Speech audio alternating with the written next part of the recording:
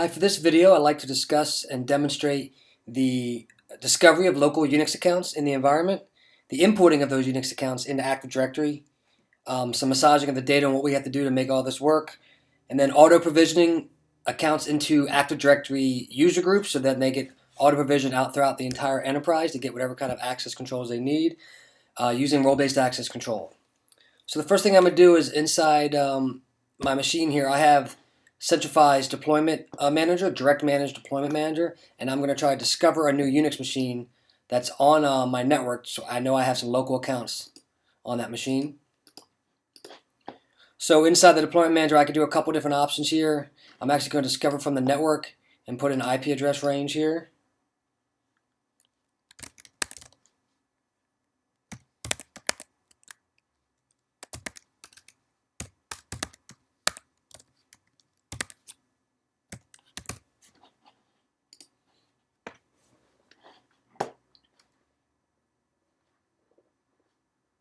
This is going to go out, look for machines on that IP address range, find out the ones that are responding, and then we can get some information about them. And then we can set up an ID and password that can log into those machines to gather the information we need. It's going to find some other machines that are already in my environment, and then it should find a new machine I have called CentOS 7.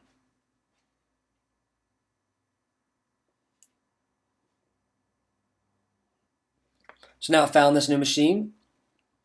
I'm trying to gather some information about it, and then it should pop up on my screen here in a second that I have a new machine and give me an option to put in the credentials. So now this tool can log in and get some information about that the machine it finds, what's its operating system, what local users it has, and that kind of stuff. And what we want most importantly is the local users that are on that box. So I found this machine, CentOS 7. There's a bunch of other machines and other IP addresses that haven't come back. That's fine. I don't need any of this information.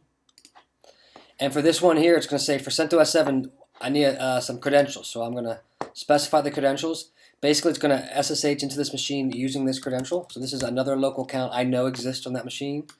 To get some of the information, I need to have some root privilege. So I'm typing in my sudo password. This is the password of the local account.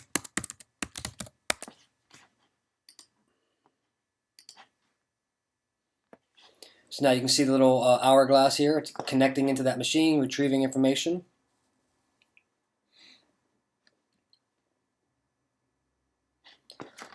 Alright, so here I have the new machine popped up. It doesn't have Centrify deployed on there. So what I can do is on this left side and click into that machine, and you'll notice we'll have some groups and some users. So I know inside of here there's a couple local users that I need. I can inside this tool, what I'm going to do is I'm going to export the users and groups. Basically, because inside the Centrify Access Manager panel, or GUI, I can import a file in an etc password format, and that's what I want to do here. So I'm going to export this file. So it was exported, and basically put it here. If I take a look at this, this is basically the etc password file. Now I could clean this up right here manually inside this file before I import it into Centrify, or I can clean it up after I import it. So I'm just going to keep it as is. Again, either way works. So I'm going to go into, close this out, and go into the Centrify Access Manager.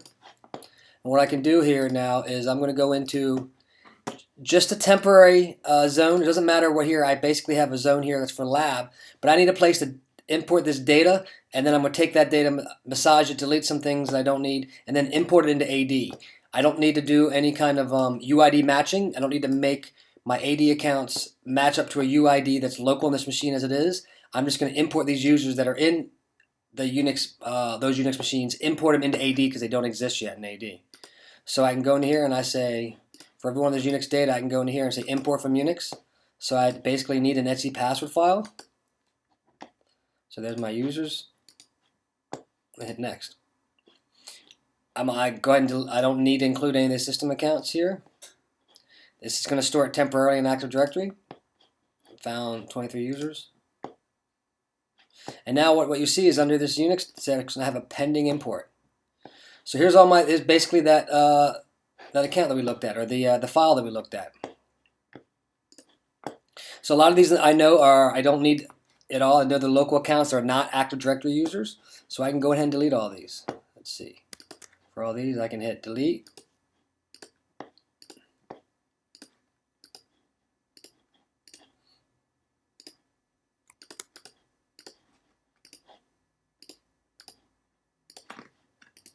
Again, I could have done this in the editor before I imported them. So here I have 4 accounts, regular users, and I'm going to go in here and I can say check status. So it's going to look inside my AD to see if any of these people already match. It's going to try to find a candidate, and then it is going to find this Eileen Stanton here. So it looks like she already exists in AD, so I don't need that user. So I'm going to go ahead and delete. So then I have the Marshall brothers, Bob, Chris, and John, and it looks like when I did the check, they do not exist in AD. So these are people that had a local Unix account, but they're not in AD yet, so let's put them in there. Now what I'm going to do is I'm logged in as a user. I'm logged in now as Diana Worth. She's an admin and she has permissions inside of Active Directory. So when I go to import an AD, I have to have permissions in AD. So I'm going to actually create these new AD users, figure out the container, and I have to have permissions in this container to do this. Again, this is just an option. The idea is we want to get people into AD. I could have done this manually, but this is a nice, easy way of, if I have hundreds of users, I can import them in one big bulk. Process. I'm going to put them in other. And if I go look at my Active Directory, here's my other. Notice I don't have them in there. Eileen already exists, but there's none of the Marshall brothers. I can set the initial password. It tells me what I'm going to do here. I'm going to keep all the options. 3 users. So now this is all cleared out. If I refresh, the users are gone. The pending information is gone. And if I go in here and refresh, I now have my users. So I have a Chris Marshall, a Bob Marshall, and John Marshall. So inside of Centrify, there's a zone provisioning agent which let us do auto provisioning. So in order for these users to log on to a Unix machine, we have to have some kind of Unix profile information. What is their name? What is their UID? What's their home directory? And we can make this manually inside of Centrify, or I could have an automatic, our zone provision agent do this, and it does it based off a trigger group. So I have a trigger group in AD called Unix attributes needed. So I can put these users in there, so that way they'll have this Unix profile created.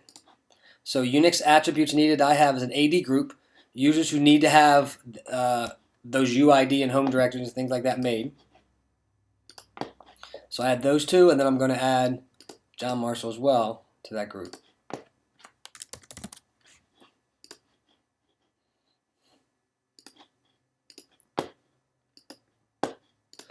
So now I have these people in AD. Now what I can also do is, based on role-based access control, I already have some AD groups. One called Unix Admin Level 2, who's our basic Level 2 admin on the Unix side, have certain permissions associated with that. And I have a Windows Admin Level 2. Again, certain permissions already associated.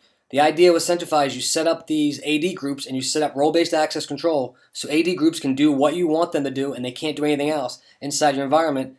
And then all I got to do is inside of here, I put people in the right AD groups, and then everything else takes care of itself down the line. So what I'm going to do here is, Chris is my Unix admin level 2. So I'm going to take Chris here, add it to a group. Unix admin level 2, and that's what Chris is, and they'll give him some elevated privileges. And then Bob, he has a regular account on Unix, but he's actually a Windows admin. So I'm going to add him into the Windows admin level 2.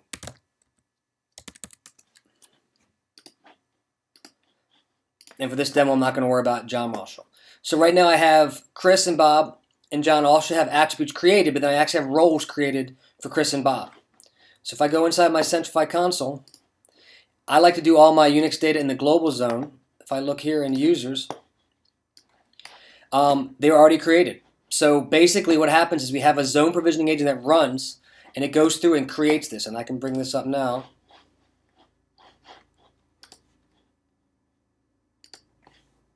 So here's my zone provisioning agent, and it basically runs through and looks for any Centrify zones that have been set up for auto provisioning. Like I have my global zone, has a trigger group, and it uses this ID to create the accounts as we need. And I can look in the event viewer, and basically this should have just ran.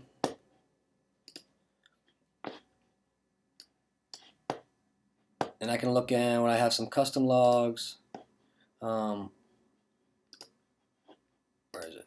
Here we go, zone provisioning agent.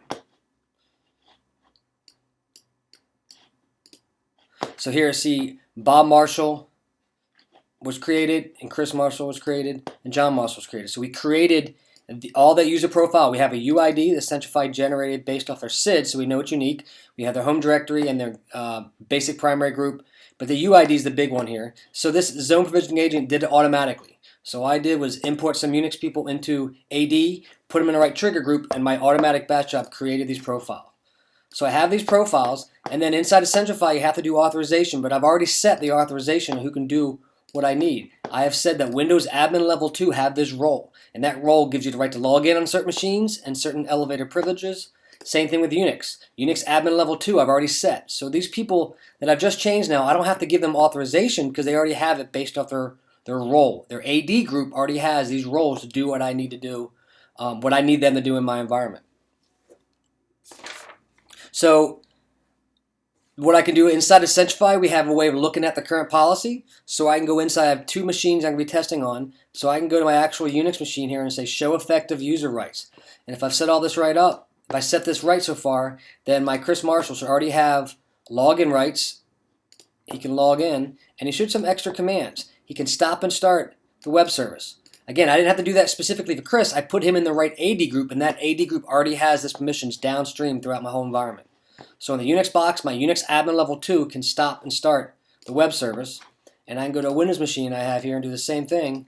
If I look at show effective user rights, hopefully Bob Marshall will show up, and he should be a Windows Admin Level 2, and he can do things associated with that role. Where are you, Bob? Oh, I'm sorry. Yeah, Bob. Where's Bob? There he is. Bob Marshall. So he can log in, the Windows login role, and then certain applications he can run dist-defragmenter and ADUC with elevated privileges. And I'll show you how that works. So again, these people just added into AD. Now they can automatically log into Windows and Unix machines as needed based on their role and do the elevated privileges based on the role. And all I did was to get that to work was put them in the right AD groups. With that all set, let me, so I've set the policy now. So this is setting a policy, just like anything else in Windows. I'm setting it in one domain controller. That needs to replicate through all your domain controllers. That could take a couple minutes throughout my environment, or your environment, depending on how long your replication takes from DC to DC. I only have one, but then our agents themselves, they grab their policy from the closest domain controller every X number of minutes. By default, it's 20, so my agent might not have this new policy for another 19 minutes. So just to make sure I can do a flush. So I can tell the agent to flush it out, because in this demo I don't want to wait 19 minutes. So I have this regular user here, and I'm going to run AD flush, which flushes out the cache, tells the agent go grab its latest policy from its closest domain controller. And I can actually test here.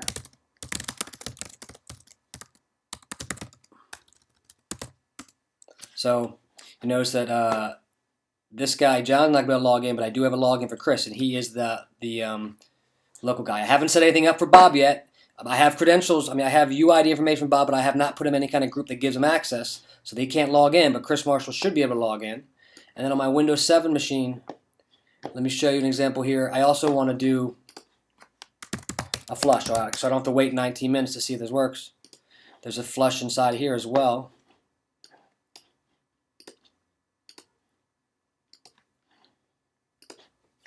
I got to run with privilege to do this part, to do the flush.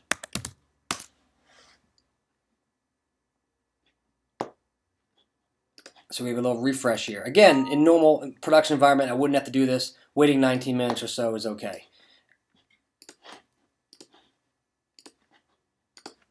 So now I'm going to log in as Bob Marshall. He's my Windows Admin Level 2.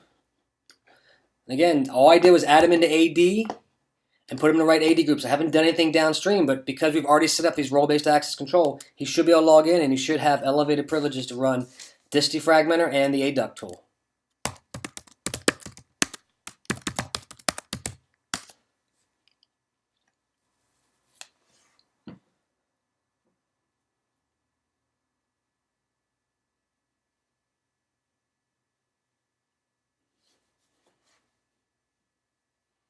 So it's preparing the desktop.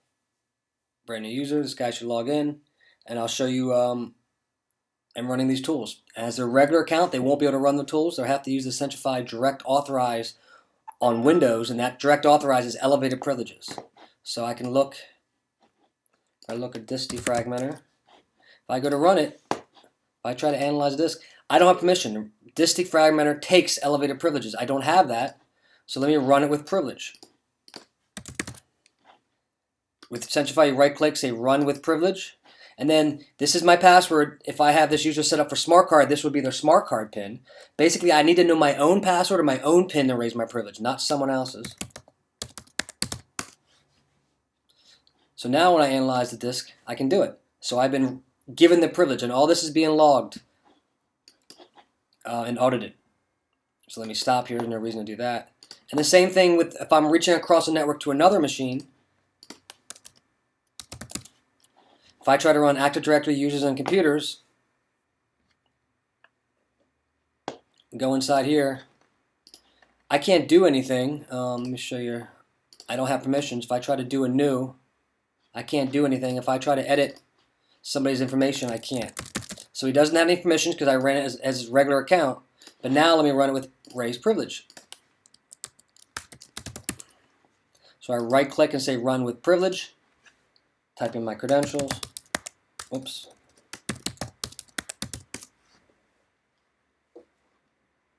So now you'll notice in my new, I have a bunch of other options. I'm running this with privilege, and I can even edit someone's phone number.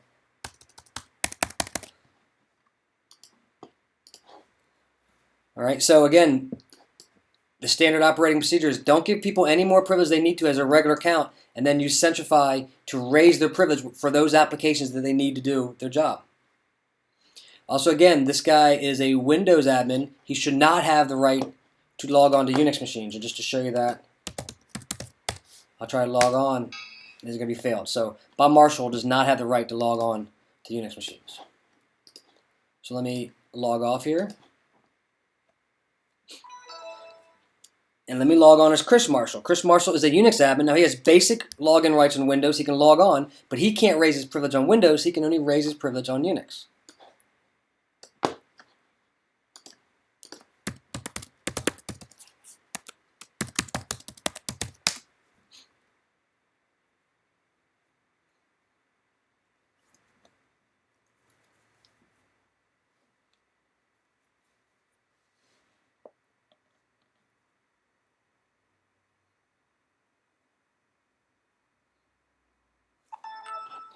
So again, this guy's a Unix admin.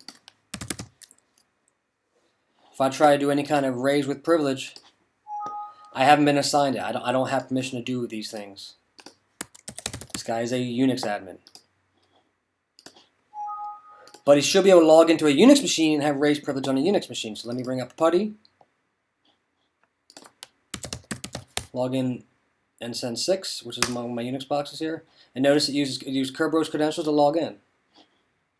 And logged in here, created the home directory. The Centrify agent will create the home directory upon first login, if it doesn't already exist.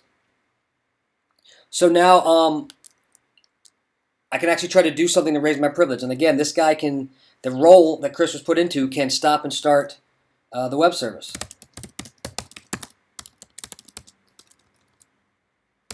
If I just try to run the command, I don't have the right to do it, so then I'm going to raise my privilege. With this on the Unix side, it's called dzdo.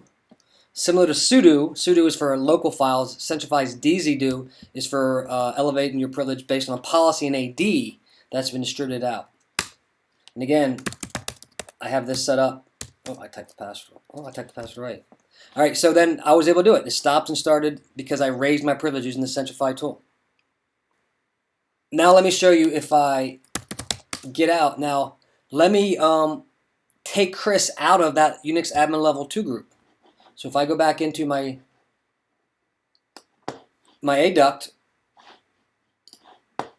let me take Chris and go in here and take him out of member of. Let's remove the Unix admin level 2. If I do this, he shouldn't be able to log into that machine anymore. So basically, changing someone AD group membership changes all their privileges downstream to all the Unix machines. Apply that. Again, this is something that might take a couple minutes for this agent to get its latest policy since we just changed it. I don't want to wait 19 minutes in this demo, so let me flush.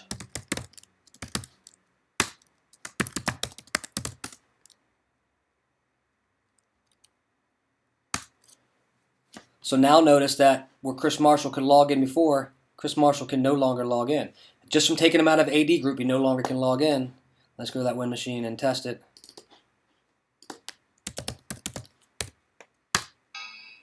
Now allowed.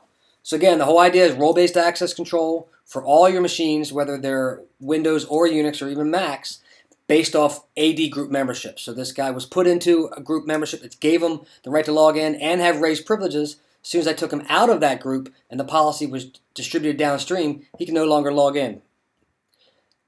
So that's it. That's all I want to show today. Thank you very much.